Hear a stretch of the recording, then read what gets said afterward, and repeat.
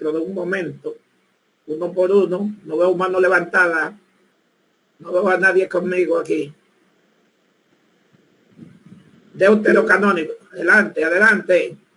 Alguien que me diga qué son los deuterocanónicos. María Ogando otra vez. No, vamos a escuchar a Sandra. Vamos a escuchar a Sandra. Amén. Bueno, según tengo aquí, dice que los libros deuterocanónicos son textos del Antiguo Testamento, incluidos en la Biblia católica y ortodoxa, pero no en la Biblia hebrea protestante. El término significa segundo canon y se refiere a 7 libros y pasajes adicionales, como Tobías, Judith, Macabeos, Sabiduría, Eclesiastés, Baruch, adiciones a Esther y Daniel, considerado inspirado por la tradición católica, aceptados inicialmente en la Septuaginta. Amén.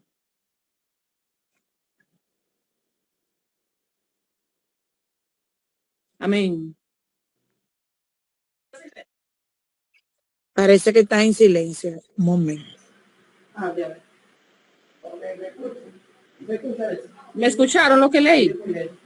Le escuchamos, lo que pasa es que el pastor dijo que ya de 15 minutos él va a estar en pausa por el mapa que tiene. Sí, pastora, le escuchamos, le escuchamos.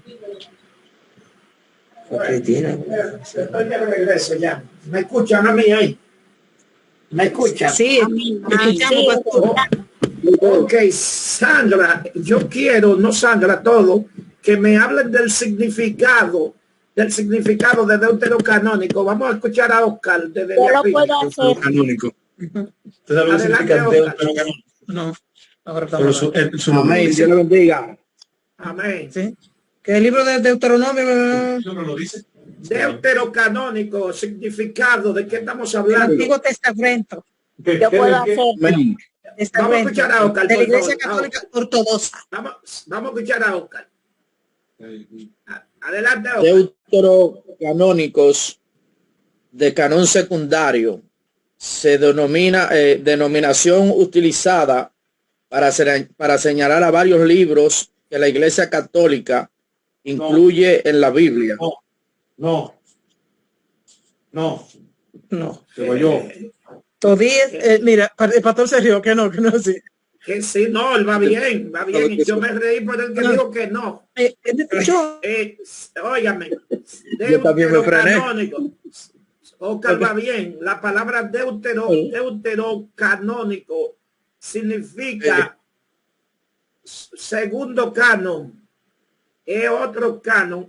Acuérdense de la expresión Deuteronomio. ¿Qué significa Deuteronomio?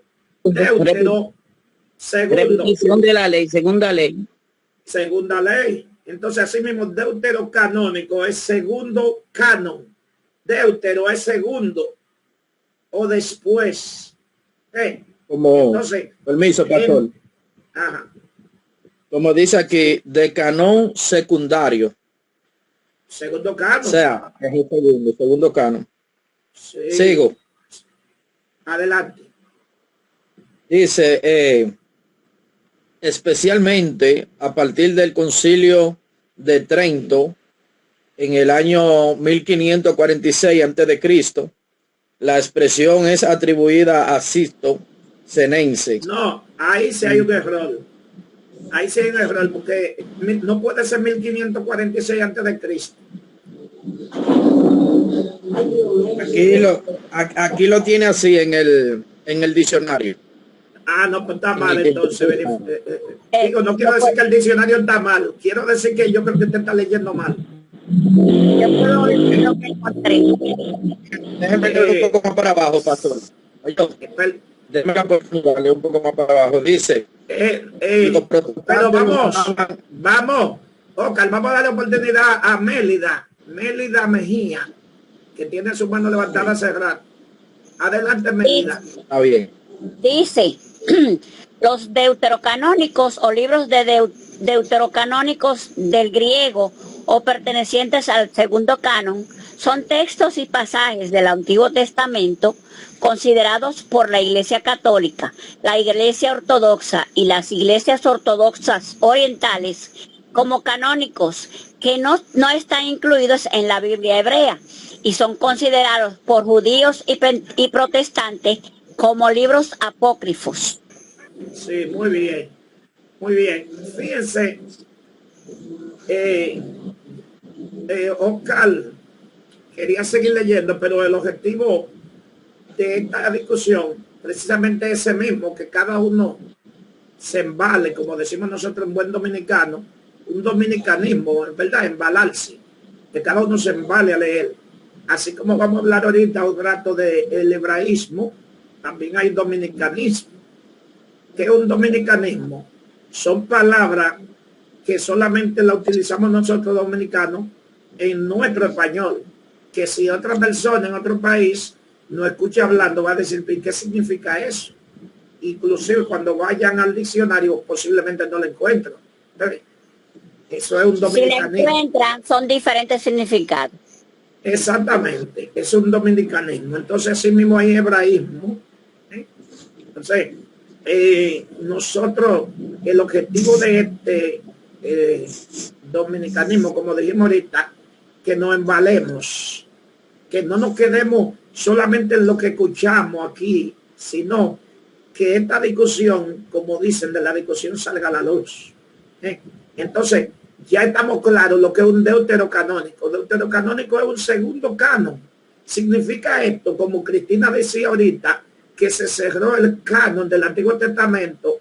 Esdras cerró el canon, pero 200 años más tarde, 200, hay unos micrófonos abiertos y están hablando. Creo que el de Harley que está abierto. Entonces, disculpe. Sí, entonces le decía que después que se cerró el canon en el año 400 aproximadamente antes de Cristo, 405, luego 250 años más tarde aproximadamente, entonces esos eruditos que sustituyeron a los grandes escribas de la época de Esdras, que en este momento ya eran los fariseos, ya estaban los fariseos, que surgieron como los farash, que eran una institución muy sagrada y muy santa cuando surgieron. Nosotros solamente hablamos de la época de Jesús, de los fariseos, porque ya eran símbolos de hipocresía, de mortandad, etcétera. Pero los fariseos del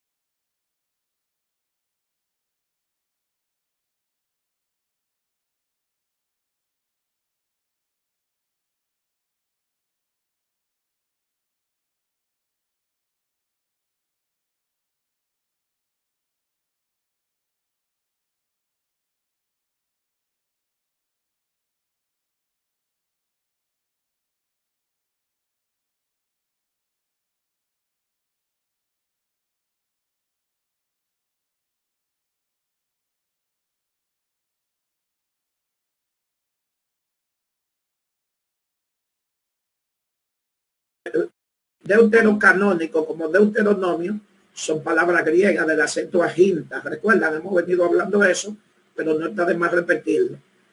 Entonces, muy bien, vamos bien, creo que estamos claros. Si alguien no está claro en lo que hemos tratado hasta ahora, podemos darle la oportunidad para que aclare. De lo contrario, podemos seguir avanzando para no detenernos ya, porque estamos claros en lo que es canon, lo que es deuterocanónico, lo que es apócrifo, lo que es pseudoepígrafo. Estamos claros. Y si alguno no está claro, tome nota y luego, como dijimos ahorita, en ese dominicanismo se embala a investigar. Entonces, vamos a pasar a la formación del canon. Recordemos que el canon viene a ser también un sinónimo de autoridad. De autoridad. ¿Por qué? Porque cuando se habla de esa regla, ya eso es lo que va a regir, eso es una norma. Cuando se habla de canon, se está diciendo ya eso tiene autoridad divina, tiene autoridad de inspiración. Se está diciendo ese libro fue inspirado por Dios. Por eso, como decíamos, de los deuterocanónicos, que es aceptado por la Iglesia Católica, por la Iglesia Ortodoxa, griega, etcétera. Pero nosotros no, nosotros lo tenemos, pero lo tenemos como libro importante, pero no inspirado. Son importantes porque a través de ellos aprendemos. No son inspirados para nosotros, primero porque están fuera del cierre de Esdras, y segundo porque hay contradicciones. Hay contradicciones en cada uno de ellos, cosas que para ser parte del canon no podía haber una contradicción ni con la doctrina general, ni con la enseñanza general, ni podía tener, que también hay contradicciones históricas. Me llega a la mente el apócrifo de Daniel, por ejemplo, y contradicciones históricas, posiciones que chocaban con la doctrina general de Israel, también influencia de doctrinas que no eran judías. Todo eso obstaculizaba el que sea generalmente aceptado. Una de las condiciones para un libro ser canónico, una de las condiciones era que primero eran generalmente aceptados. Por ejemplo, para mostrar un ejemplo, profeta Jeremías. El profeta Jeremías tiene que ser generalmente aceptado por toda la nación primero, y luego las autoridades religiosas de la época, como que fue un profeta de Dios. Entonces, si ya era generalmente aceptado que Jeremías era profeta, ya es solamente eso le daba autoridad de sagrado a lo que escribiera Jeremías, o a lo que Jeremías dictara, porque se daban esas dos condiciones, o que escribiera o que dictara. En el caso, por ejemplo, de la Torá, no hubo nunca tuvo fuera de discusión el que, por ejemplo, la Torá o el Pentateuco, como nosotros lo conocemos, fuera sagrado, porque fue desde el principio generalmente aceptado como palabra de Dios a través del profeta Moisés. Entonces, observemos, antes de seguir en el desarrollo, que es importante también que sepamos esto, que el Antiguo Testamento hebreo, o el Antiguo Testamento, decimos hebreo, la Tafná se llama el conjunto de todo el Antiguo Testamento en hebreo, solamente tiene 24 libros. 24 libros. Aquí que vamos a aprender ahora, porque tenemos una diferencia. ¿Cuánto dijimos, Cristina, que tiene el de nosotros? ¿Cuántos libros tiene el Nuevo Testamento de nosotros? 27. No, el antiguo, perdón. 39. 39. Entonces, el hebreo tiene 24. Ahora, el gran historiador Josefo del siglo I, y principios del siglo II, historiador hebreo, en su gran obra cita al Antiguo Testamento solamente 22 libros.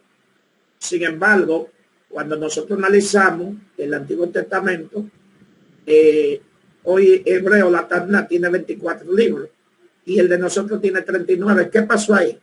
Es importante también que sepamos esto. ¿Qué pasa? Ejemplo, el Pentateuco es un solo libro en hebreo. Vamos a rebajarle ahí 4, ¿no verdad? A los 39. Perdón, ¿cuántos? 39. Le rebajamos 4 porque el Pentateuco nosotros lo tenemos como 5 libros independientes. Génesis, Éxodo, Levítico, Número y Deuteronomio. Entonces, en la Tanna o el Antiguo Testamento hebreo es un solo, el Pentateuco. ¿Cuántos quedan? Dijimos entonces. Vienen quedando 35, ¿verdad? 35. Entonces, cuando nos vamos, por ejemplo, a Samuel, nosotros tenemos primera y segunda de Samuel. Ellos tienen Samuel. Ahí hay uno menos. Quedan 34. Vayan sumando. Crónica. Primera y segunda, ellos tienen Crónica. Quedan 33, ¿verdad? Reyes. Nosotros tenemos primera y segunda. Ellos tienen el libro de Reyes. Quedan 32. ¿Sí? Por ejemplo, el libro de Ruth y de los jueces forma uno solo. Entonces, si seguimos bajando, ¿cuánto quedan los que llevan la matemática? 31. 31.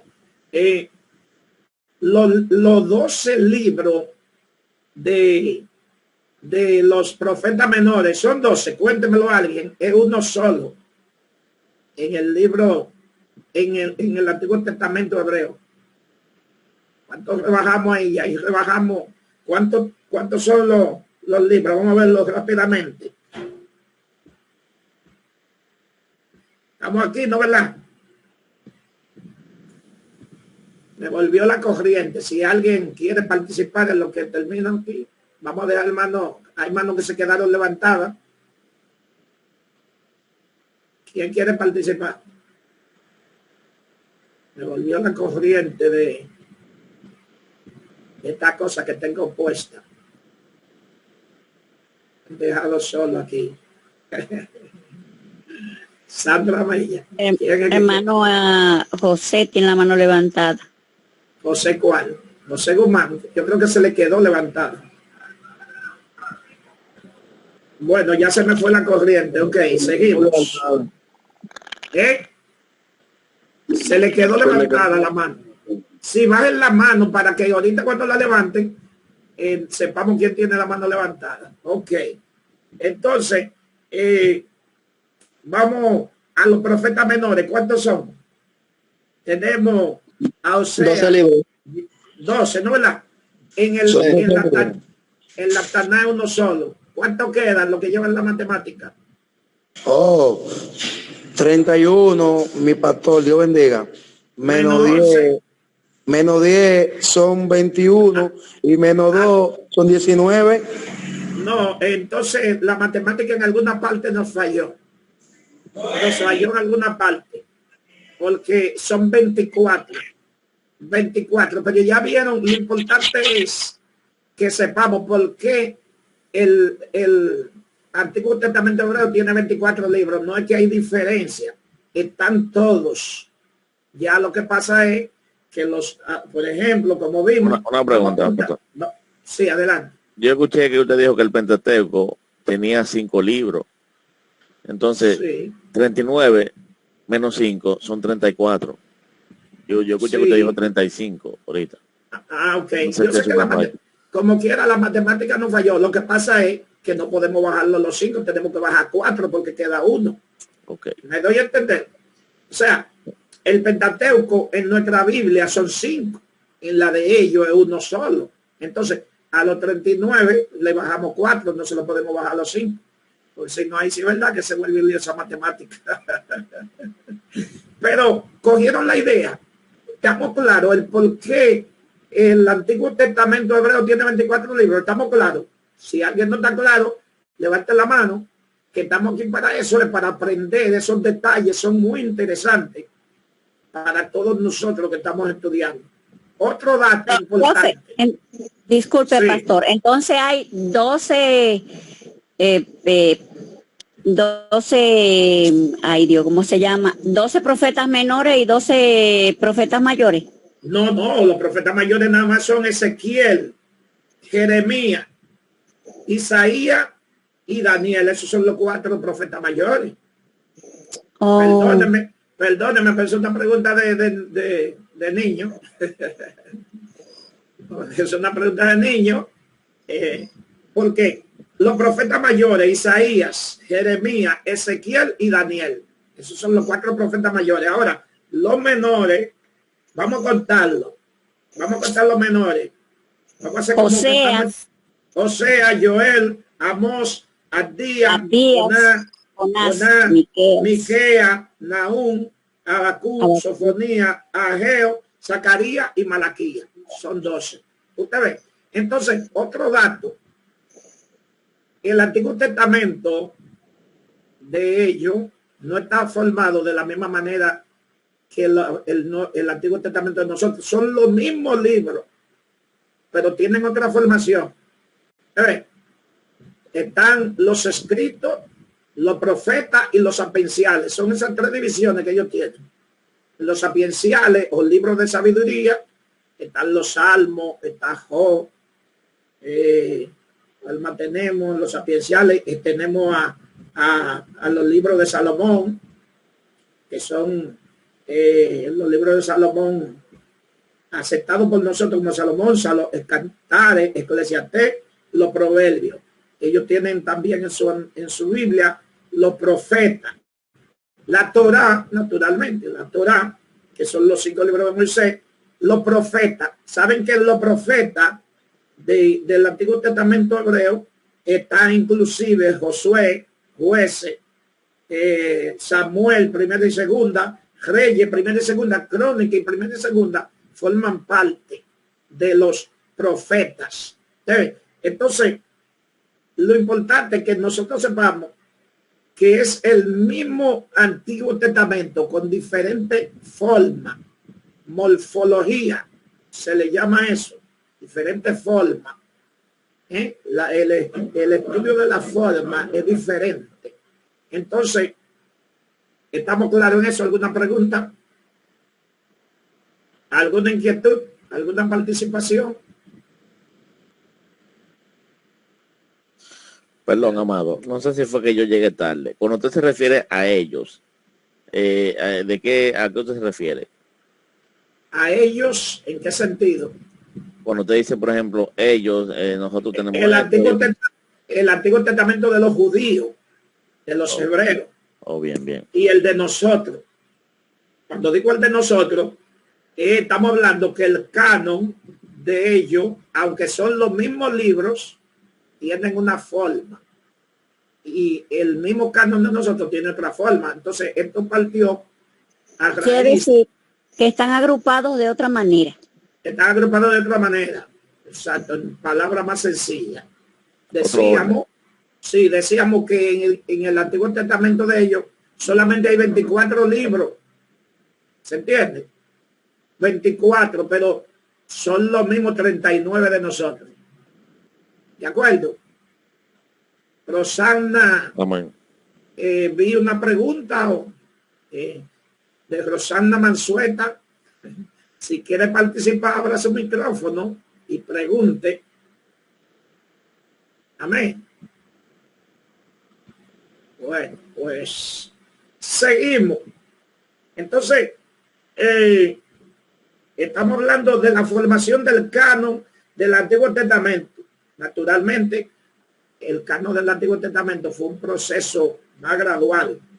No sé si ahí fue que se quiso preferir Oscar, cuando leía ahorita del año 1500 antes de Cristo a 1400, cuando empieza, podríamos nosotros decir, la formación del canon del Antiguo Testamento, la formación de las reglas del Antiguo Testamento, porque comienza naturalmente con el Pentateuco, con la Torá, con los libros de Moisés, Génesis, Éxodo, Levítico, Número y Deuteronomio.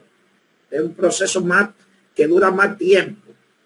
El Nuevo Testamento, adelantándonos allá, comienza podríamos decir, en el orden que lo tenemos, aunque no es el orden histórico. El Nuevo Testamento, los evangelios, los hechos, las cartas de los apóstoles y el Apocalipsis, de lo que vamos a hablar ahorita más adelante, desde el año, podríamos decir, desde el año 34 hasta el año 100. O sea, que en un tiempo de menos de 70 años se formó todo el canon. No que se formó, sino que ya estaban todos los libros que forman el canon del Nuevo Testamento, mientras que el Antiguo no. El Antiguo estamos hablando de un periodo aproximado de 1400 años a 1500 años. ¿Se entiende eso? Desde Moisés hasta Esdras. Desde Moisés hasta Esdras. Entonces, como dijimos ahorita, lo que le da ese matiz ante los seres humanos, ante los hombres, de que ese libro fue inspirado por Dios, primero era quien lo escribió. Recordemos que en un total, incluyendo el Nuevo Testamento, aproximadamente 40 hombres escribieron. Ahora, ¿quién eran esos hombres?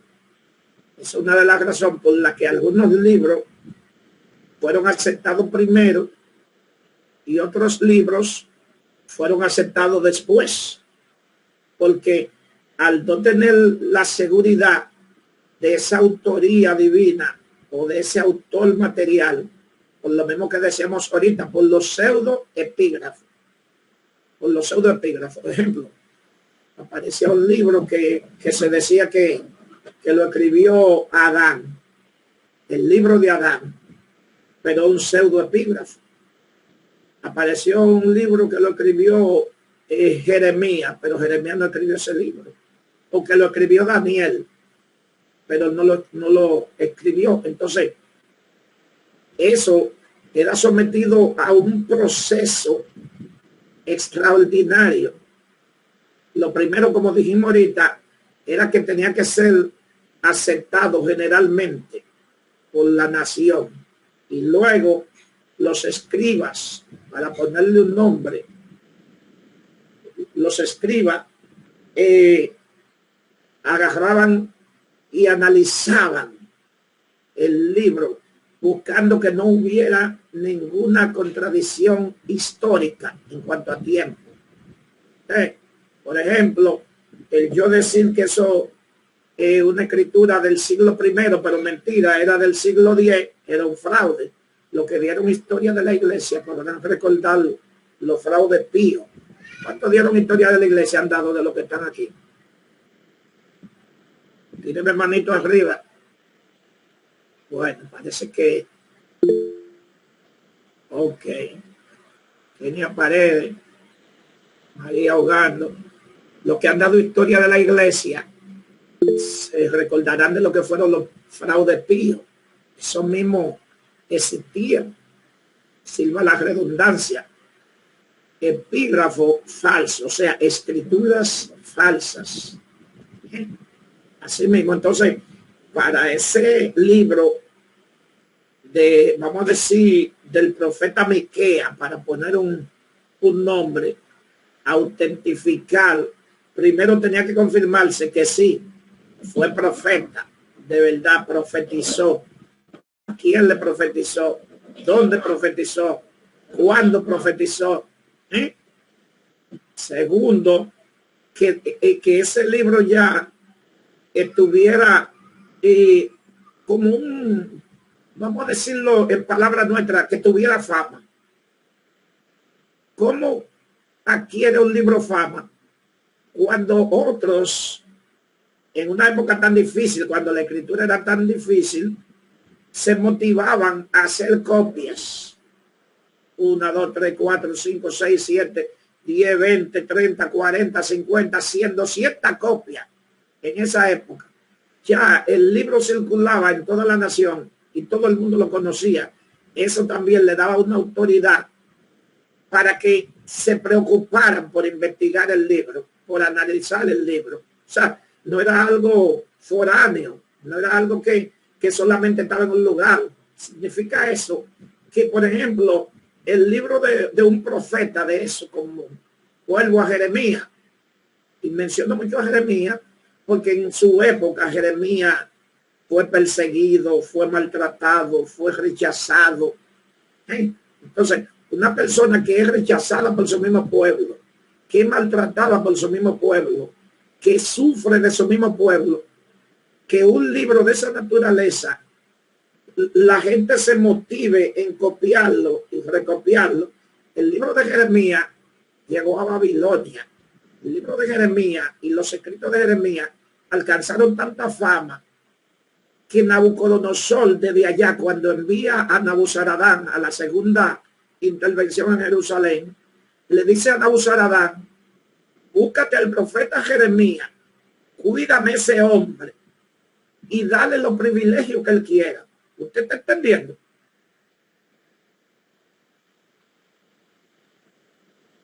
Dios bendiga esa manito levantada. Sino que a veces creo que estoy hablando solo aquí, ¿sabe? Por eso que pregunto. Lo estamos escuchando, pastor. Usted no está solo. Amén. Estamos disfrutando esa enseñanza terrible. Estamos disfrutando. Sí, estamos poniendo atención a lo que usted nos está explicando. Sí, sí. Amén, amén. Eso es así. Estamos escuchando ese manjar lo estamos escuchando. A mí me gusta mucho como la participación en el intercambio, porque cuando nada más habla uno, como que muchos datos importantes como que se pasan de largo, pero cuando hay preguntas, respuestas, participación, se martilla. Entonces, pero seguimos. Me está dando la corriente otra vez. Ese dato de Nabucodonosor nos da claro a entender que la fama de Jeremías corría ya en Babilonia. Oigan, y el rey o el emperador se preocupa porque Jeremías se ha tratado bien. ¿Y por qué? Bueno, porque cuando Nabucodonosor lee, se le lee esos escritos que hasta ese momento habían de Jeremías. Jeremías profetizó bien de él. Y cuando de uno alguien profetiza bien, uno le coge cariño al profeta. ¿Sabe? Entonces, Nabucodonosor dijo: no, ese hombre profetizó que yo iba a invadir a Jerusalén, que yo iba a tomar Jerusalén, que el rey de Jerusalén yo lo íbamos a traer cautivo para acá. Y todo lo que Jeremías profetizó se cumplió. Entonces, no solamente el cumplimiento momentáneo, sino que 70 años después, cuando Daniel está ya en Babilonia, ya un anciano, Daniel, ¿qué estaba leyendo? El libro de Jeremías. Me doy a entender. O sea, una de las características de los libros para alcanzar esa autoridad era eso, era un grupo de cualidades. Lo que leyeron, saben que aquí no habla, ustedes lo tienen, ¿verdad? El libro, los que no tienen el libro tienen copia. Ahí nos habla de la formación del canon. Lo que no han leído, denle su lectura y váyase a otra fuente también para que complemente. Entonces, 70 años después, Daniel está leyendo a Jeremías, señores. Y lo que motiva a Daniel a los 21 días de ayuno, para los que no lo sabían, es cuando leyó a Jeremías. Él dijo: Señor, pero tú dijiste aquí a través de tu siervo Jeremías que eran 70 años que íbamos a estar cautivos aquí en Babilonia. y ya tenemos prácticamente 70 y como que yo no veo ningún movimiento. ¿Usted entiende? Entonces, en medio de esa situación es que Daniel, se mete en los famosos 21 días de ayuno. Adelante, Elvin, mientras yo hago un movimiento. Amén. Excelente, así mismo es. Vemos que el profeta Daniel, al estudiar los escritos de esa profecía poderosa de Jeremías acerca del cautiverio, del tiempo que iba a durar, ahí es donde él se da cuenta que iba a suceder ese acontecimiento.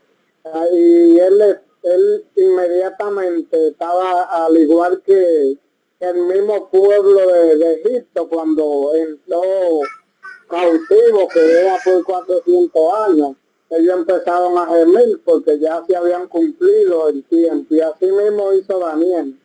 Él se dio cuenta, él empezó a hacer los cálculos y se dio cuenta que ya el tiempo estaba cumplido, y entonces fue a la presencia de Dios. Amén.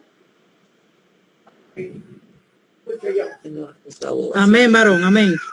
Ok, porque hice un movimiento, pero me ayuda el audífono para un poco retirado escuchar. Así, Dios bendiga a Elvin Serrano. Entonces, el libro o el profeta tenía que tener ya una fama nacional, para decirlo en alguna forma. El libro del profeta o del escritor tenía que haber ya corrido por la nación, que la gente lo conociera. Y por último, entonces, las autoridades eclesiásticas del momento, en este caso, Esdras, con su equipo, llamémosle así. Recordemos que Esdras formó un gremio de eruditos sagrados, gente especialistas, como una escuela.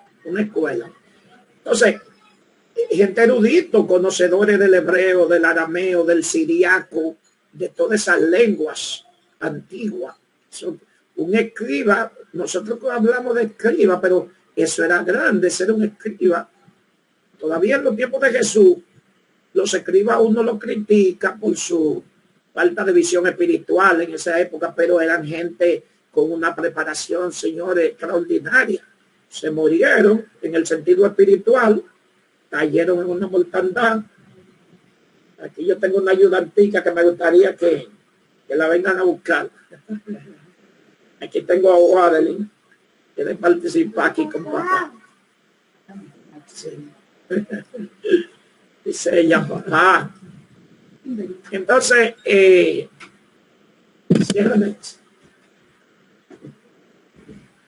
tenemos una idea. Entonces, por ejemplo, los salmos. ¿Qué autoridad reciben los salmos para ser admitido como parte del canon, inspiración divina? El simple hecho de que el gran recolector de los salmos de su tiempo, claro, algunos se añadieron después, fue David. David era una autoridad. David era como un ángel de Dios, dice la Biblia. La Biblia dice que David era como un ángel de Dios. Para la nación de Israel, David era una lámpara. Oiga, en sentido particular, señores, le dijeron a David, tú eres la lámpara de Israel. Es un término que cualquiera puede verlo, inclusive hasta como una idolatría, pero fue una posición divina en la que Dios coloca a este hombre, a David. Ustedes recuerdan cuando David estaba anciano, que fue a pelear, que por poco un gigante, como decimos nosotros en buen dominicano, le da para abajo. Y entonces los siervos de David, que lo amaban entrañablemente, le dicen, mas nunca tú puedes salir a la guerra. No sea que se apague la lámpara. Oiga, o sea, no era una lámpara, era la lámpara. Parece, en términos nuestros, y parecería una blasfemia. No sé cuánto, yo no lo vi, pero yo escuché el día pasado que a esta señora, amiga de Cristina y Marta Candela, alguien le dijo, usted es la luz. Es una blasfemia, porque ella puede ser una luz, como usted y yo, una luz, pero la luz. Cristina se ríe, esa amiga suya, no de allí, de Villa, ¿cómo que se llama? De Guachupita. Yo a veces veo a Marta y me acuerdo a Cristina por la forma. Me doy a entender lo que estoy diciendo, ¿verdad que sí? O sea, David se le denominaba la lámpara de Israel. Era como un ángel. En un momento le dijeron su siervo, su valiente, tú vales más que 10,000 de nosotros. Oigan, ¿usted entiende eso? Entonces, David, que es quien recolecta, porque David escribió mucho de los salmos, pero él es quien recolecta todos esos cánticos de adoración y se le da forma como un libro. Naturalmente, repito, que más adelante se le añadieron otros, no eran 150 original, sino que más adelante, inclusive dentro de la cautividad, se formaron muchos salmos que fueron admitidos dentro de ese himnario de Israel, que es el libro de los salmos. Pero el simple hecho de que, dice Mauricio Sandoval que Cristina se parece a Marta Caldera. El simple hecho de que fue David, ya eso era una autoridad divina. ¿Se entiende cómo se va formando el canon? Ahora, todo eso... Pastor. Sí, adelante, Julie. Que también vemos que eso le da validez, también que el mismo Jesús citaba palabras, o sea, de los salmos y también los apóstoles. Así es, así es. Así es. Jesús citó las 3 sesiones del Antiguo Testamento judío. Las 3 las citó. Citó el Pentateuco, citó los profetas, citó los salmos. De hecho, nosotros todos sabemos, como hemos venido estudiando a través de esta misma hermenéutica, que todo, y a través de lo que tuvieron conmigo en el Pentateuco, que todo apunta hacia dónde, hacia Jesús. Todo apunta hacia Jesús. Entonces, Esdras, que es el gran reformador de Israel, con ese equipo de hombres y de líderes, es que le dan la forma al canon del Antiguo Testamento y se cierra el Antiguo Testamento. Podríamos decir muchas cosas más, pero ya tenemos una idea clara de la formación del canon del Antiguo Testamento. El último de los profetas, hay mensaje de voz, pero nosotros no podemos escuchar mensaje de voz. Levanten la mano y participen. Elvin todavía se le quedó la mano levantada o la levantó otra vez. La levanté otra vez. Ok, adelante, Elvin. Cualquiera que quiera participar, no ponga nota, si no levante su mano. Adelante, Elvin. Otro punto, como usted estaba hablando acerca de la lámpara, otro punto que lo presenta en Primera de Salomón, el capítulo 3, versículo 3, donde dice que antes que la lámpara de Dios fuese apagada, Jehová llamó a Samuel, y él respondió aquí, representando que Dios pone hombre, Dios usa hombre como lámpara, como representante de él prácticamente en esta tierra, lleven su palabra. Sí, en cuanto a lo que dice Elvin, eso es cierto, pero ustedes saben que, por ejemplo, ahí dice, antes que la lámpara se apagara, hay una figura de doble vía. Hay una figura de doble vía. Estamos en Samuel, cuando Dios llamó a Samuel. Observen que Israel como nación era la lámpara. Israel como nación era la lámpara. Pero así como dice Elvin, Dios levantaba hombres, sean jueces en esa época. Todavía no teníamos el tiempo de los profetas. Por eso se dice que el primero de los profetas fue Samuel. Algunos dirían, bueno, es Moisés. Claro, Moisés fue el papá de Moisés, era más que un profeta. Moisés estaba a otro nivel de profeta, en otro término. Por eso se dice que el primero de los profetas es Samuel. Ahora, cuando se dice que antes que la lámpara se apagara, están mandando a una dirección de que había un descuido tan grande, el ciego, los hijos pervertidos, que no había como ese cuidado con el aceite. Ustedes saben que a las 9 de la mañana era que llegaba el combustible, pero había que echarle de nuevo el combustible porque no se podía pagar. Entonces, eso apunta primero a un descuido en el templo, en la casa de Dios, en el tabernáculo. No había templo hasta ese momento. Pero también eso apunta proféticamente a que cuando Dios llamó a Samuel, prácticamente el pueblo se estaba quedando sin un liderazgo, sin una palabra, sin alguien que fuera un sacerdote veraz. Por eso el escritor sagrado apunta de esa manera antes de que la lámpara se apagara. O sea, Dios no va a dejar nunca que su lámpara se apague. Antes que se apague la lámpara, llamó a Samuel. Eso es más o menos el apunte de esa dirección poética que utiliza el escritor sagrado de Samuel. Entonces, pero vamos muy bien. ¿Alguien más tiene la mano levantada?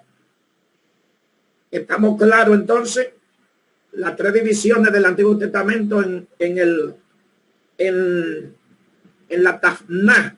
La palabra Tafná es el equivalente de nosotros de decirle el Antiguo Testamento, pero la Tafná era como el conjunto de la ley, los profetas y los escritos. Dijimos ahorita que la Torá, las tres divisiones, es la Torá, que son los libros de Moisés, los Neviín, que es la palabra los profetas, los Neviín. En los profetas estaban los libros históricos y los libros proféticos. Esos eran los profetas. Y también tenemos los escritos o Ketubín, que eran los libros sapienciales y poéticos. Eso fue en las tres divisiones que mencionamos en el Antiguo Testamento. En el de nosotros tenemos Pentateuco, libros históricos, tenemos libros ¿puede repetir la otra parte de los profetas, por favor? De Israel. Dijimos que tenemos las tres divisiones son la Torá, que es la ley. Sí. Sí. En hebreo, estoy mencionando en hebreo, la Torá es hebreo. Estamos tomando nota, Pastor, estamos tomando nota. Ok, en hebreo la palabra profeta es Neviín. Neviín. Profetas. Y la tercera sesión, lo Ketubín o escritos. Ketubín, que es lo mismo que los escritos. Pero yéndonos al español de nosotros, para que no nos vayamos a perder, la ley, los profetas y los escritos. Esas eran las tres sesiones. En la ley, los profetas y los profetas y los escritos. Entonces, en la de nosotros, que le llamamos Antiguo Testamento, están el Pentateuco, los históricos, los poéticos y los profetas. Así es, ¿no? Pentateuco, históricos, poéticos y profetas. Esas son cuatro divisiones en la parte nuestra. ¿Por qué le llamamos Antiguo Testamento a esa parte? Alguien, vamos a participar. ¿Por qué le llamamos Antiguo Testamento a los libros desde Malaquías hacia Génesis, hacia atrás? ¿Por qué le llamamos Nuevo Testamento a ese canon? Antiguo Testamento. Los judíos no le llaman Antiguo Testamento, le llaman la Taná, o sea, es su libro sagrado. Pero nosotros, ¿por qué le llamamos Antiguo Testamento? Vamos a ver una mano levantada. Mauricio Ramírez, adelante. Bueno, Dios bendiga. Bueno, se le llama Antiguo Testamento porque fue el primer pacto. Luego de Jesucristo hubo un nuevo pacto y ese es el Nuevo Testamento. Muy bien, muy bien. Vamos a escuchar a Elvin Serrano. Porque esos libros iban enfocados todo a la ley mosaica. Perdón, no escuché bien. No escuché bien a él. Todos esos libros iban enfocados. ¿Me escucha? Como que se está entrecortando, soy yo. Es que hay eco, pastor. Yo no escucho nada. Yo no escucho nada. Ah, pues no soy yo solo entonces. Él dijo que los libros están enfocados en la ley mosaica.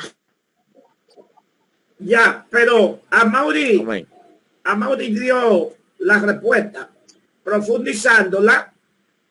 Puede ser. Es un primer pacto. Acuérdense que la palabra testamento es lo mismo que pacto. Fue el primer pacto, por eso se le llama viejo, porque hay un segundo. Por eso nosotros le llamamos viejo, pero no somos nosotros. El escritor a los Hebreos en el capítulo 8, a partir del verso 11, que le llama viejo, y al decir viejo, al decir nuevo pacto, ha dado por viejo al primero. Y el escritor a los Hebreos se va más profundo, porque él dice, y lo que se da por viejo y envejece está próximo a desaparecer. Vamos a leerlo. Abra su Biblia, búsquela en Hebreo, capítulo Hebreos, capítulo 8, dije, ¿verdad? Hebreos capítulo 8. Vamos a ver si a partir del verso 11, si mi mente... 8:13. 8:13. Vamos a ver. 8:13. Dios bendiga a Dionisio. 8:13. Al decir nuevo pacto, ha dado por viejo al primero, y lo que se da por viejo y envejece está próximo a desaparecer. Yo le invito a que lean el capítulo 8 entero, es maravilloso. Para los que quieran darle alguna lección a los adventistas, a los sabáticos, con relación al tema de la ley, ahí hay mucho material. Pero ustedes ven, pero lo que está diciendo ahí el apóstol de los Hebreos, él no se lo inventó. Eso viene de Jeremías, capítulo 31. Abran su Biblia en Jeremías 31, verso 31. Jeremías, capítulo 31. Si mi mente no me engaña, sabe que estamos ya avanzando en edad, ¿verdad? Verso 31, así mismo es. Lo tienen, si no lo tienen, escuchen. Aquí viene el día, dice Jehová, en los cuales haré nuevos pactos con la casa de Israel y con la casa de Judá. No como el pacto que hice con sus padres el día que lo tomé de las manos para sacarlo de la tierra de Egipto, porque ellos invalidaron mi pacto. Oiga, ¿por qué vino un nuevo? Porque ellos no invalidaron. Eso mismo dice el apóstol a los Hebreos, citando a Jeremías. Porque vienen días en que estableceré un nuevo pacto con la casa de Israel y con la casa de Judá, no como el viejo que hice con ellos. Dice en Hebreo, aquí no dice el viejo. Aquí dice, no como el pacto que hice con sus padres el día que lo tomé de la mano para sacarlo de Egipto. En Hebreo 11 dice, no como el viejo que hice con ellos, citando a Jeremías, porque ellos invalidaron mi pacto, aunque fui yo un marido para ellos, dice Jehová. ¿Eh? Entonces, ya el profeta Jeremías, por toda la situación y la rebeldía de Israel, le profetizó que iba Dios a establecer un nuevo pacto. Entonces, dice el apóstol a los Hebreos, al decir nuevo, ha dado por viejo al primero. Jeremías 31:31. Jeremías 31:31. Entonces, ven, ¿por qué hay un viejo y un nuevo? Cristo es el mediador del nuevo pacto. Recuerdan, la noche de la cena, Jesús dice, este es el nuevo pacto. Esta es la sangre del nuevo pacto. Porque recuerden que los pactos se hacían con sangre. El primero se hizo con sangre de becerro, de macho cabrío, etcétera. Pero el segundo, como dice el apóstol de los Hebreos, se hizo con la propia sangre de Cristo. Y él, en la copita del jugo de la vid, él le dice a los discípulos, bebed de ella todo, esta es mi sangre del nuevo pacto que por vosotros derramada, como símbolo de esa sangre que se iba a derramar en la cruz. Estamos claros en eso. Entonces, William Quesada, adelante. Estoy viendo una observación, mi pastor, que si podemos ver el encabezado, hay uno especial que pesa el encabezado, dice el nuevo pacto, inclusive. Sí, y claro. Dice el nuevo pacto. Y le voy a leer con usted, pero ya usted se adelantó y lo leyó. Sí, así es. He aquí que vienen días, dice Jehová, en los cuales haré nuevo pacto con la casa de Israel y con la casa de Judá. No como el pacto que hice, verso 32, no como el pacto que hice con sus padres en el día que tomé de su mano para sacarlo de la tierra de Egipto, porque ellos invalidaron mi pacto, aunque fui yo un marido para ellos, dice Jehová. Amén. Entonces estamos claros por qué el Antiguo Testamento. Recuerden, para los hebreos no es el Antiguo Testamento, para el hebreo es la Taná, esa es su ley, porque los hebreos como tal no aceptan el Nuevo Testamento. Entramos rápidamente a la formación del canon del Nuevo Testamento.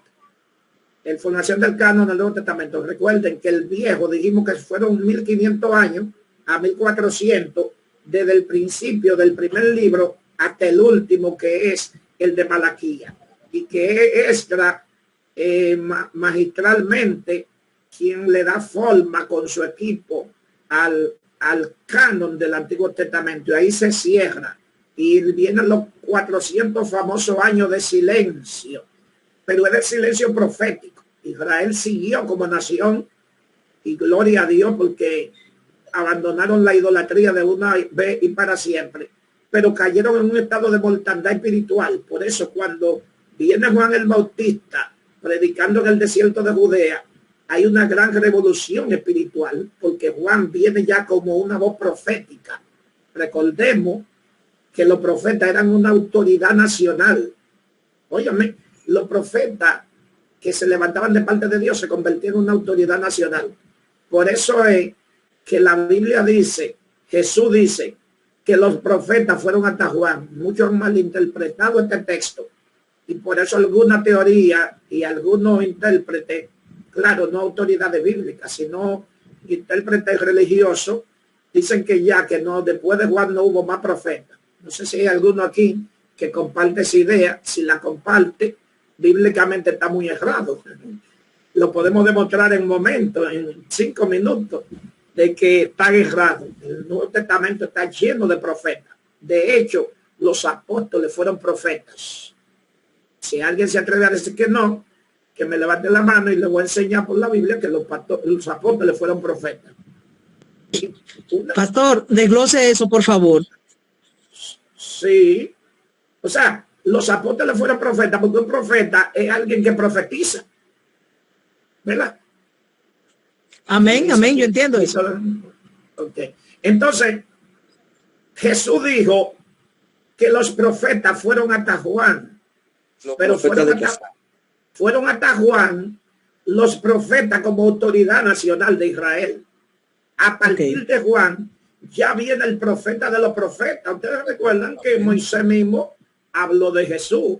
Dios va a levantar un profeta diferente. Ese profeta, sí, señor, naturalmente que fue Jesús. Entonces, como nación de Israel, ya Juan fue el último de los profetas para Israel.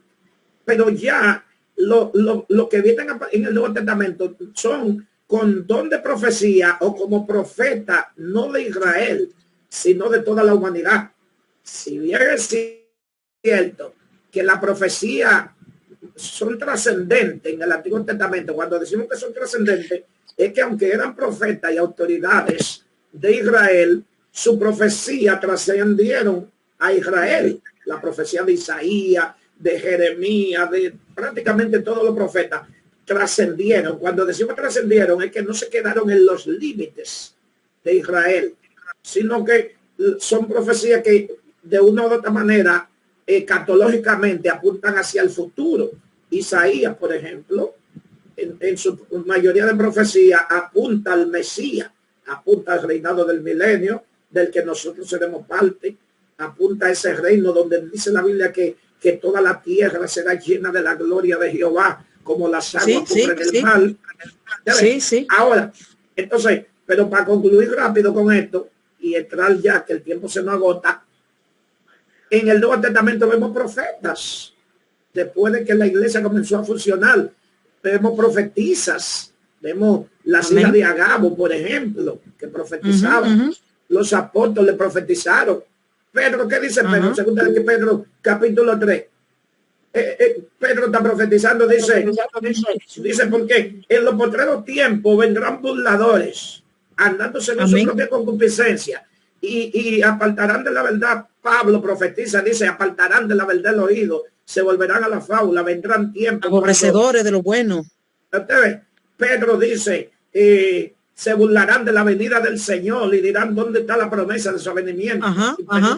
Y Pedro está diciendo los postreros días. O sea, ¿qué es un profeta? Alguien que profetiza. Y si los apóstoles profetizaron, entonces siguieron los profetas, pero no eran profetas de Israel, no eran profetas de la nación, sino que ya eran una autoridad dentro de la iglesia. ¿Me doy a entender? Entonces, cuando escuchamos eso, dice a Mauri que hay un micrófono abierto. Sí, soy yo que lo tengo abierto, porque estoy participando. Pero por lo menos no me está obstaculizando, no me está repitiendo. No sé si es porque tengo hoy el audífono, pero gracias a Dios no están interfiriendo. No sé si a otro le está interfiriendo.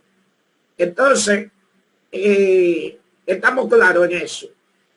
Amén. 30 segundos, lo que tiene la mano levantada, hermana Sandra Mella y el hermano José Man. Sí, amén, pastor, es importantísimo eso que usted dice, porque eso de los profetas trae mucha confusión a veces en el pueblo. Y es que debemos de saber que Moisés era un profeta. Por ejemplo, eso se refiere al Antiguo Testamento. Y creo que Moisés en pocas ocasiones vaticinaba hechos futuros, sino que Moisés, ¿qué era lo que Moisés daba? Un mensaje que Dios le dio.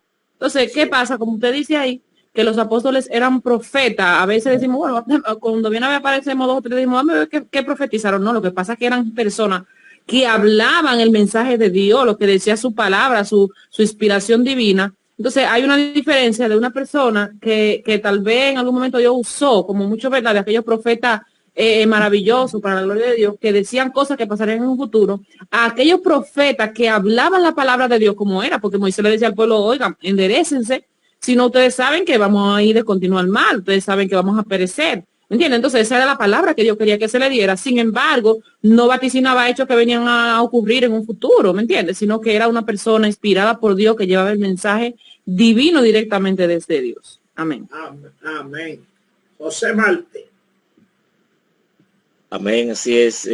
Además de todas esas enseñanzas que hemos visto ahí, podemos ver también cuando el Señor constituyó los 5 ministerios, Efesios 4:11, ahí podemos ver que uno de ellos es el profeta. O sea que también lo tenemos en el Nuevo Testamento.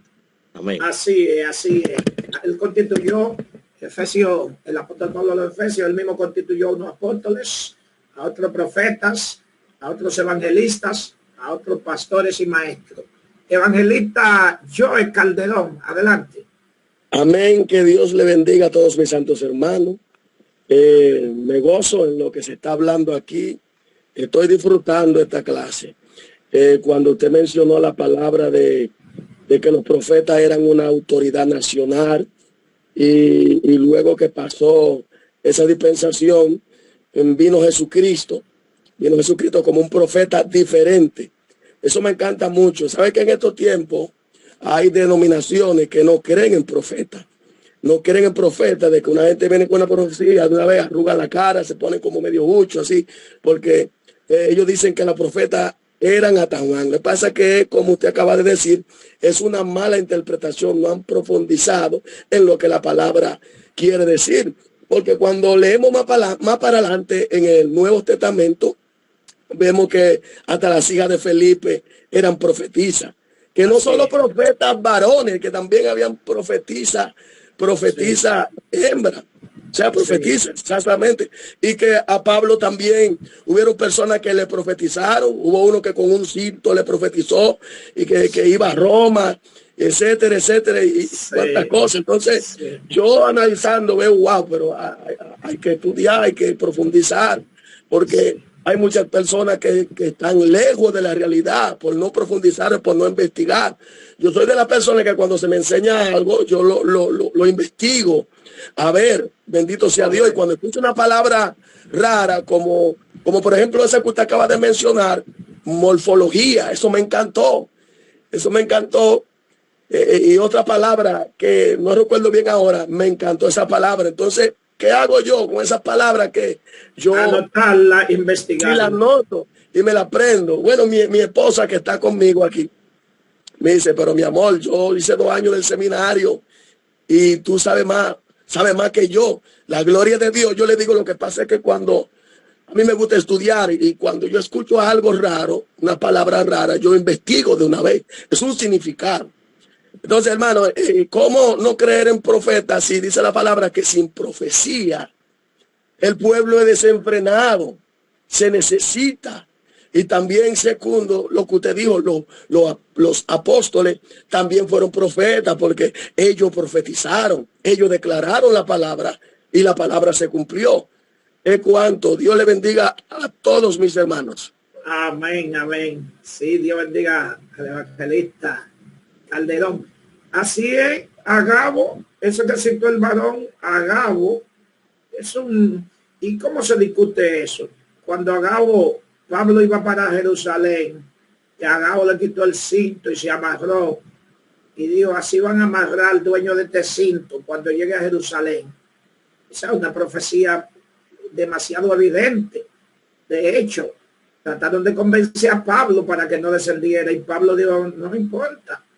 Yo no solamente estoy dispuesto a sufrir, a que me amarren, estoy dispuesto a morir por la causa de Cristo. Y se cumplió como dijo Agabo.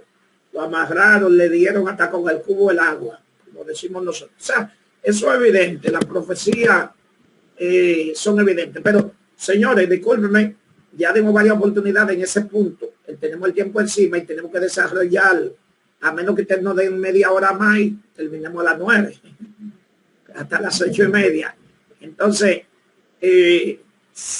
no sé si hay 2 manos levantadas, pero déjenla ahí para participar en el tema que sigue, porque yo creo que estamos claros.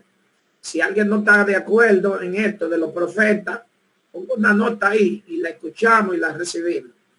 Pero vamos entonces a entrar al canon del Nuevo Testamento. Miren, como decíamos hace un ratito, el Antiguo Testamento, el último libro, desde el primero hasta el último, acontecieron 1400 a 1500 años.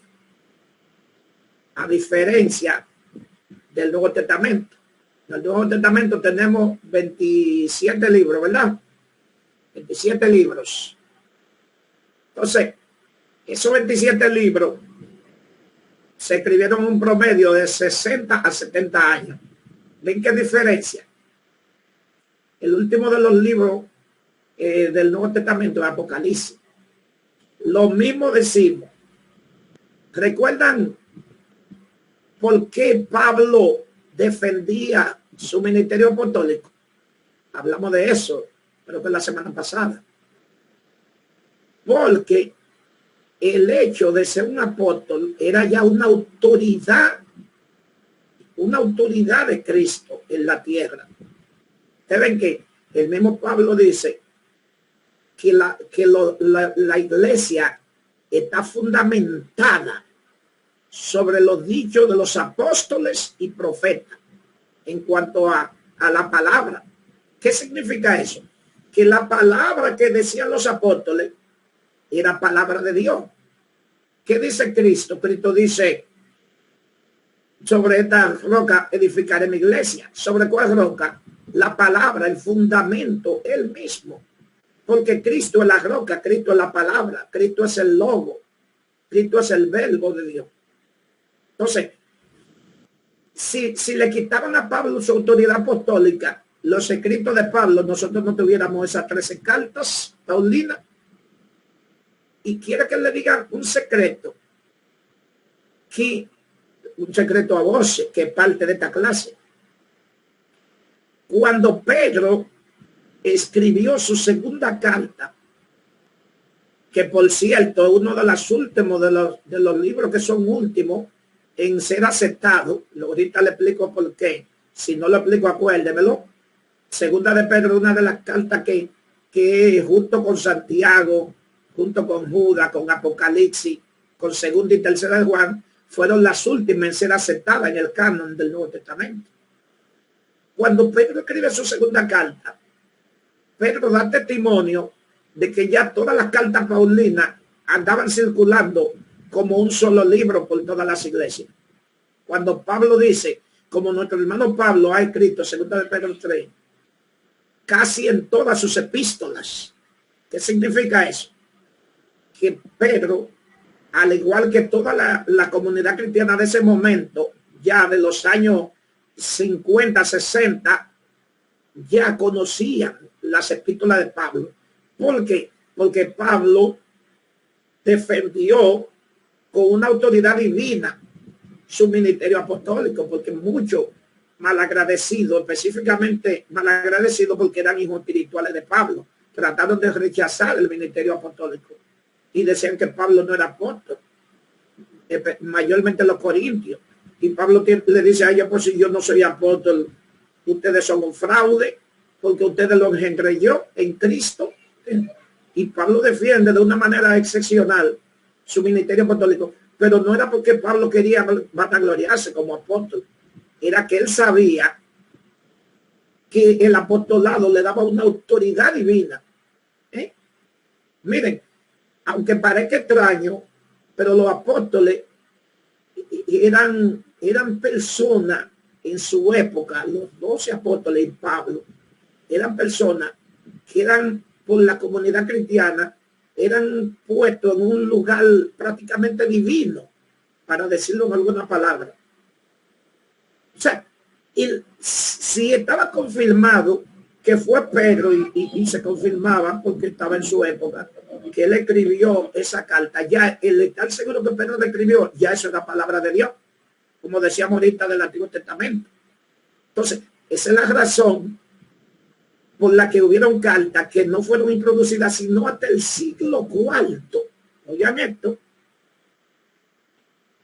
En el canon no son generalmente aceptadas hasta el siglo IV. Judas, Santiago, Hebreo, segunda de Pedro, segunda y tercera de Juan y Apocalipsis, van 7. Vamos a contarlo otra vez, creo que son esas 7. Hebreo, Santiago, Judas, segunda y tercera de Juan, segunda de Pedro y Apocalipsis. Esos 7 libros fueron los últimos en ser introducidos en el canon. ¿Por qué? Como decían algunos predicadores, pregúntame por qué. ¿Por qué? Porque no estaba confirmado su autoría. ¿Okay? Y algunos dirán, ¿y cómo la autoría de segunda de Pedro no estaba confirmada? Bueno, como dijo ahorita el evangelista Calderón, siempre lo invito a todo a eso, a que lo que yo digo aquí no lo den como bueno y válido, cosa profunda, sin antes investigar a ver si es así. Porque yo puedo decir una cosa por otra. Una pregunta, pastor. Adelante, Melida. ¿Cómo se pueden confirmar? O sea, yo no dudo de los libros, no dudo, porque es el Espíritu que confirma. Pero, sí, ¿cómo esas autoridades confirman esos libros 400 años después? Interesante pregunta, aunque yo iba a aclararlo, pero muy importante la pregunta. No fue 400 años después. Los libros venían corriendo desde el primer siglo, pero no estaba confirmada la autoría, por ejemplo, de Hebreos. No estaba confirmada porque no fue un apóstol. Ustedes observan en su Biblia que la carta de los Hebreos no está identificado quién le escribió. O sea, no es lo mismo 1 Corintios, donde Pablo dice Pablo, Silvano y Timoteo. No es lo mismo donde Pablo se identifica y donde la carta comienza a correr a una carta que surge de una manera anónima. Esto pasa con los hebreos. Entonces, no es que fue confirmada 400 años después, aceptada. Quede claro que está corriendo, pero se sigue investigando, se sigue debatiendo. Hombres como Ireneo, hombres como los padres de la iglesia, comienzan a dar testimonio de ella, a confirmar que lo que ahí está escrito va acorde con lo demás escrito, que lo que está ahí no choca con la Sagrada Escritura, con la doctrina de los apóstoles. Entonces, aunque no encuentran, nadie sabe hasta el día de hoy quién escribió a los hebreos, pero lo que está escrito en ella da testimonio de que el que le escribió fue inspirado, porque tiene una perfección, una coinonía con lo demás escrito y con el Antiguo Testamento. ¿Ven? Entonces, por eso es que se tarda en aceptarla, porque no tenía la autoría oficial del apóstol. ¿Me entiende? Que una de las caras de la causa que se aceptaba como ya canon era que le escribió una autoridad apostólica. Entonces, eso le faltó a Santiago y a Judas. Acuerden que Santiago y Judas no eran apóstoles. Claro, había un Judas apóstol y había un Santiago apóstol, pero cuando nos referimos a los que escribieron las cartas de Santiago y de Judas, eran medio hermanos de Jesús.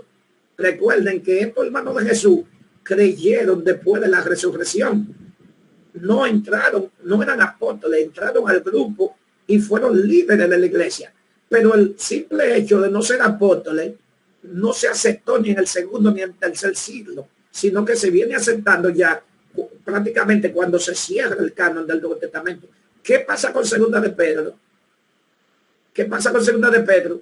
Que Segunda de Pedro, todo lo que lo estudioso de los escritos sagrados del primer, segundo y tercer siglo concordaban que no había el mismo estilo literario, el mismo estilo de escritura de la primera carta de Pedro. ¿Ve? Recuerden que Pedro no era un hombre de ciencia, Pedro era del vulgo. ¿Qué pasó entonces? Con la diferencia de estilo, que no la escribió la misma persona.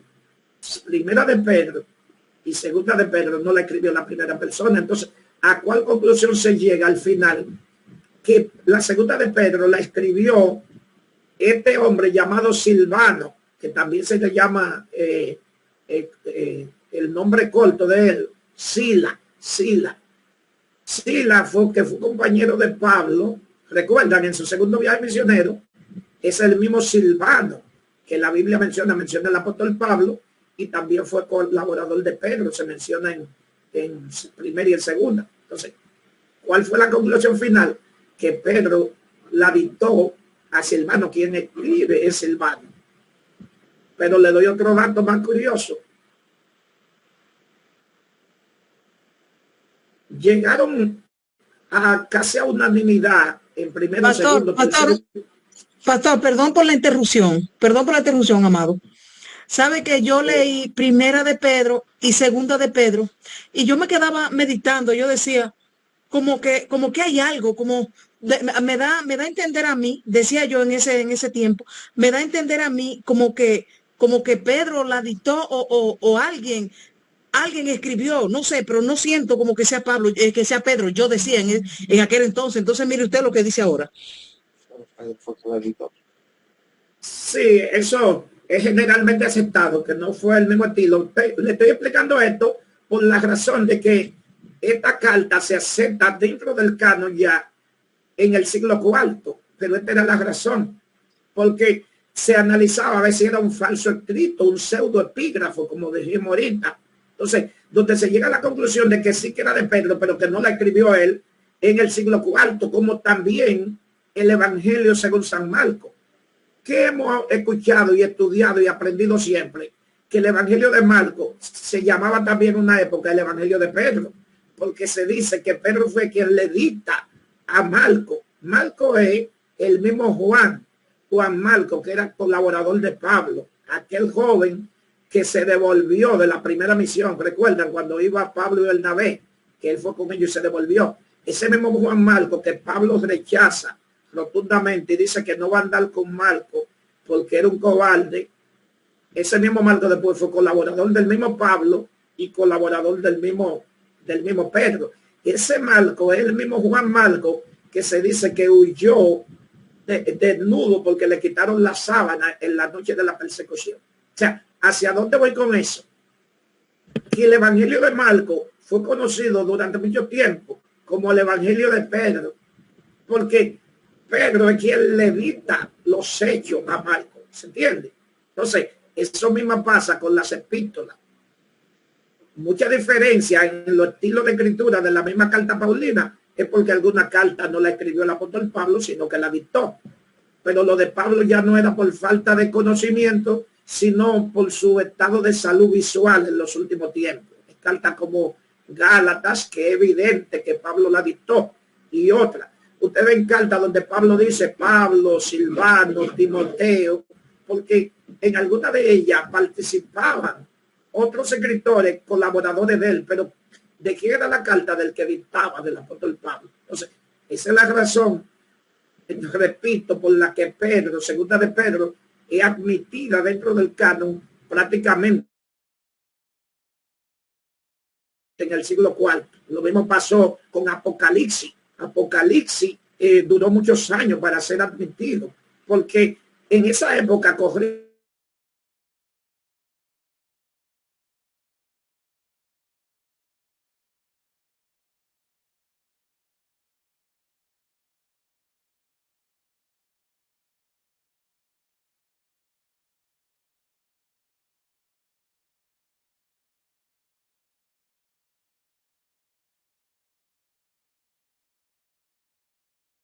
No se escucha.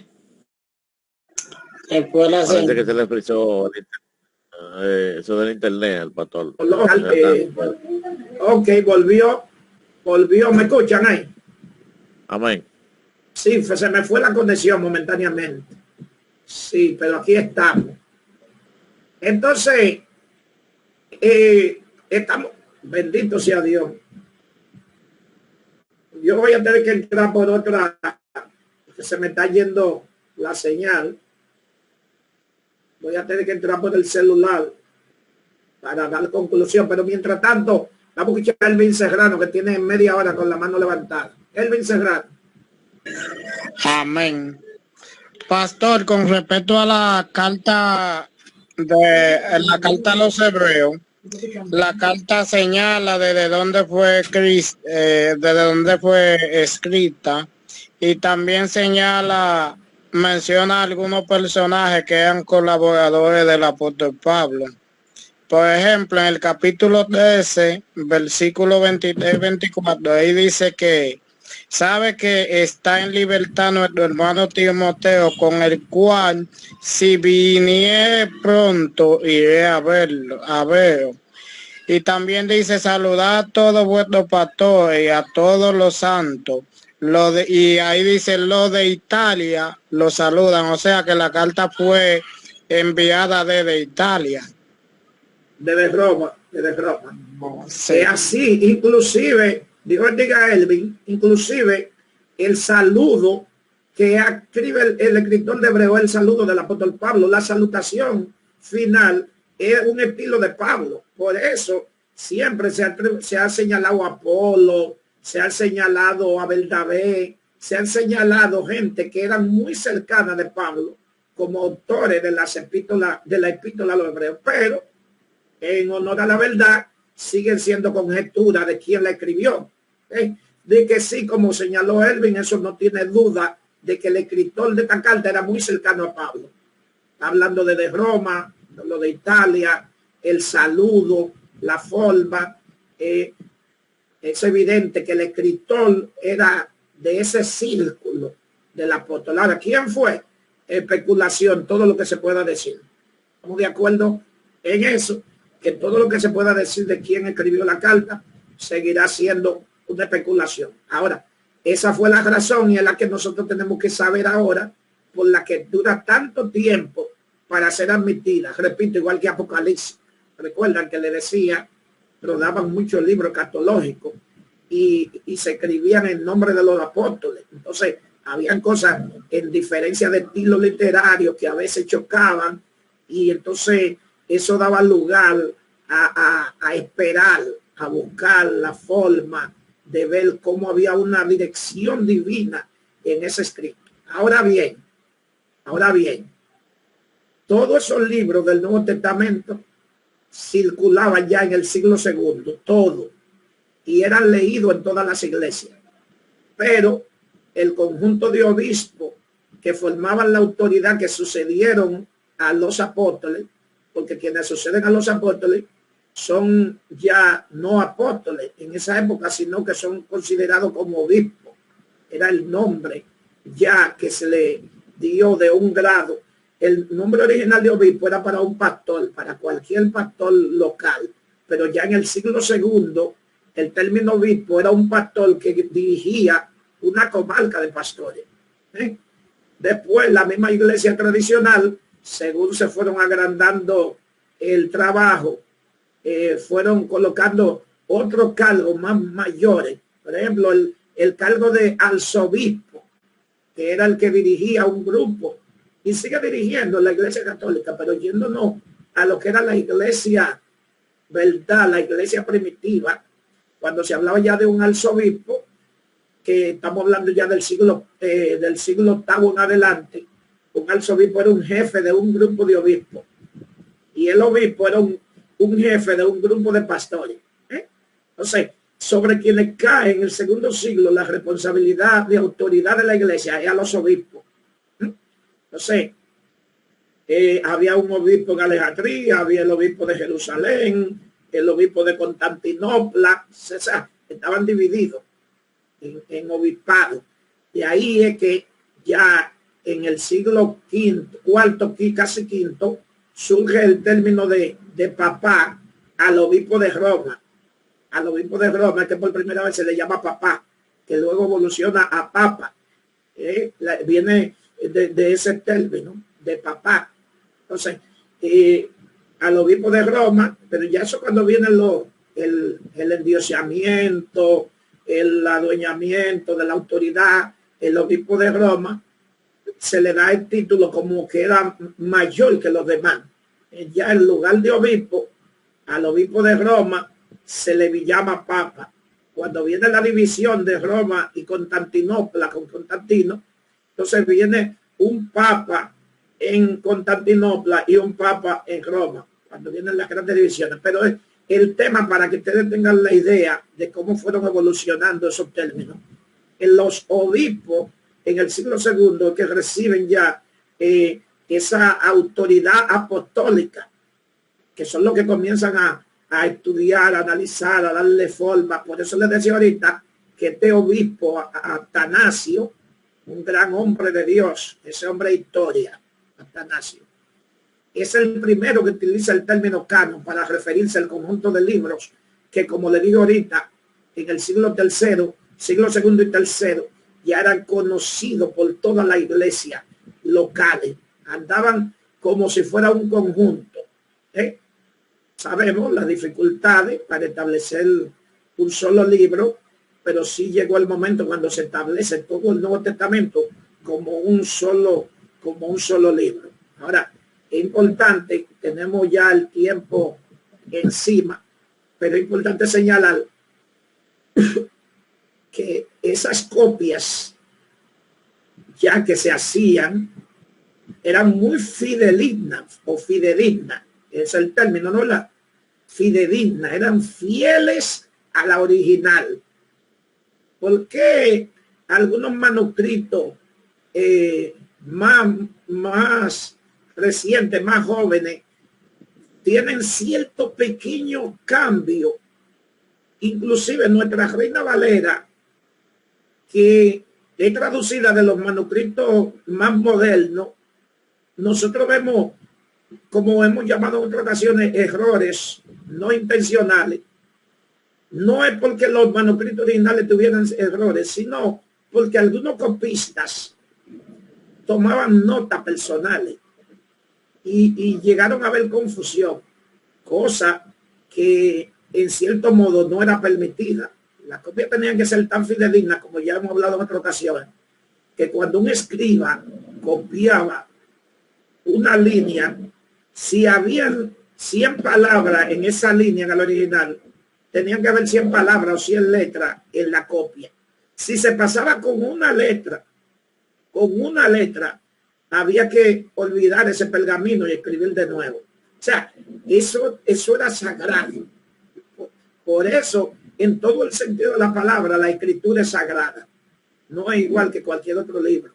Esa copia tendrían que ser fidedigna con punto y coma exactamente como estaba el original, pero se daban en siglo ya tercero, cuarto, quinto, sexto, copistas ponían notas personales como si fuera una Biblia anotada, que se da muy a menudo en el tiempo nuestro contemporáneo. Cualquiera que tenga la capacidad teológica, Matthew Henry, para decir un nombre combinado, Francisco La Cueva, cualquier autoridad que tenga el conocimiento y la profundidad, anota una Biblia. Scofield, una de las primeras Biblias anotadas, la Biblia anotada de Scofield.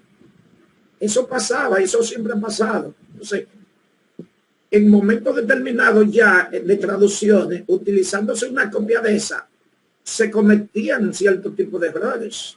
Por ejemplo, una nota que puso el copista, el traductor la pone como parte del texto original. Por eso es que cuando vienen las revisiones, en época moderna, los grandes eruditos, las grandes escuelas, que como los 70 griegos que tradujeron el Antiguo Testamento, la Taná al griego, 72 eruditos, conocedores de la ciencia, de las letras, de los idiomas, así moderno hoy, cuando se reúnen esos grandes biblistas para hacer una revisión, por eso que nosotros vemos que se van, y también la gran ayuda de los rollos del Qumran, que se descubrieron en el año 1947, si mi mente no me engaña, vinieron a hacer una gran revolución en el sentido de las revisiones. Por eso nosotros vemos, como le decía en la Reina Valera, término que cuando nos vamos al original no lo encontramos. Ejemplo, Primera de Juan 5:7. ¿Cómo dice la Biblia Primera de Juan 5:7 en nuestra Biblia? ¿Alguien quiere leerlo ya para que vayamos terminando? No hablamos del hebraísmo, se lo voy a dejar como tarea, porque el tiempo no nos ayuda, pero vamos a leer Primera de Juan 5:7. ¿Quién lo lee? Reina Valera. Amén. ¿Cómo dice? Dice así: Señor, le respondió el enfermo, no tengo quien me... Primera de Juan. Ay, primera de Juan. Perdón, Sí. estaba ahí. Amén, amén. Ah, bueno, sí, ya. Porque tres son los que dan testimonio en el cielo: el Padre, el Verbo y el Espíritu Santo, y estos tres son uno. Ustedes ven, es un ejemplo. Ahora, ese texto no está en el original, por eso cuando usted va a cualquier otra traducción de la Biblia, no lo va a encontrar. ¿Usted entiende? Entonces, eso es un ejemplo de lo que estamos diciendo. Son muchos, podemos verlo. Ahora, le quita esa ausencia de ese texto que no está en el original. Quita la verdad de que del Padre, del Hijo y del Espíritu Santo. Claro que no. Pero en el texto original no está. Entonces, igual que cuando leemos, por ejemplo, en Marcos 16, donde dice: y estas señales seguirán a los que creen. En mi nombre echarán fuera demonios, hablarán nueva lengua. Si tomaren cosas mortíferas no les dañará. Cuando nos vamos al original no lo encontramos. Ahora, ¿le quita eso verdad a que en el nombre de Jesús echaremos fuera demonios? Claro que no. Entonces, ¿hacia dónde apunta? Hacia lo que decíamos ahorita: un copista en un manuscrito quizá viene y hace una anotación, una interpretación, sea personal, sea pura, verdadera, pero no estaba en el original.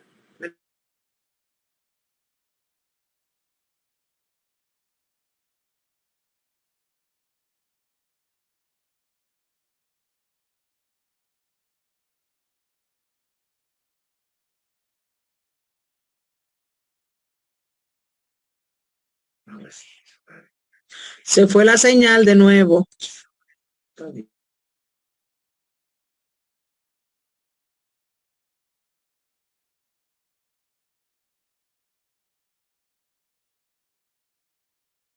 Sí, le está dando batalla ese internet al pastor. Dele un momento, por favor. Lo pasemos. Bueno, yo voy a ver si concluyo por aquí. Sí, porque tengo una batalla ahora con la conexión. Entonces, vamos a concluir. Si me ven en dos pantallas, le pido disculpas, ¿verdad? Vamos a concluir por aquí. Creo, sin temor a equivocarme, que llenamos las expectativas de hermenéutica bíblica. Amén, amén.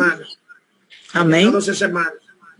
No le voy a decir que dimos una hermenéutica completa, porque esto es una materia que se lleva 2 años, solamente esta materia, estudiándola como es. Pero ahora es el deber de ustedes, es la responsabilidad de ustedes, de seguir practicando, de seguir aprendiendo hermenéutica, no se quede ahí. Recuerde, para hacer hermenéutica hay que orar, pedirle a Dios guianza, dirección, para que no pierda el norte, porque hay mucha gente que haciendo hermenéutica llegan a negar a Dios. Oiga eso, qué locura. Llegan a contradecirse ellos mismos. Entonces, el primer fundamento para hacer hermenéutica, para hacer exégesis, es buscar la guianza y la dirección de Dios. Señor, voy a estudiar este texto, voy a analizar, guíame, dirígeme, ayúdame, guarda mi mente, guarda mi corazón, ayúdame a mantenerme íntegro al texto, a lo que tú quisiste enseñarme, para que yo no pierda el norte. O sea que tenemos que ser sabios, tenemos que ser prudentes, y que la intención de nosotros estudiar, hacer exégesis y estudiar la palabra sea la misma de Esdras. ¿Cuál fue la de Esdras? De aprender para practicar y para enseñar. Nunca nos motive, analicemos y estudiemos nuestras motivaciones, porque el valor de la acción depende de la motivación que lo origina. Si lo que me motiva es yo a llenarme de conocimiento y ser arrogante de que yo sé, de que yo sé más que el otro, se dañó el asunto. La motivación es para yo practicar la palabra de Dios y para yo enseñar. De manera que le agradecemos a Dios. Dios bendiga al hermano Miguel de Jesús. Dios bendiga a Eunice. Dios bendiga a todos los colaboradores. Y esto no se detiene aquí. Terminamos hermenéutica. Pronto Miguel le va a estar dando las informaciones. Continuaremos con la homilética bíblica. Hermano Miguel.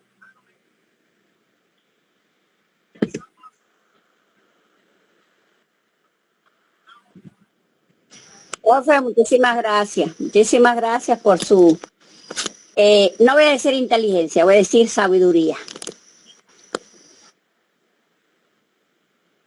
Gracias a todos por esas palabras tan hermosas que nos llenan de emoción.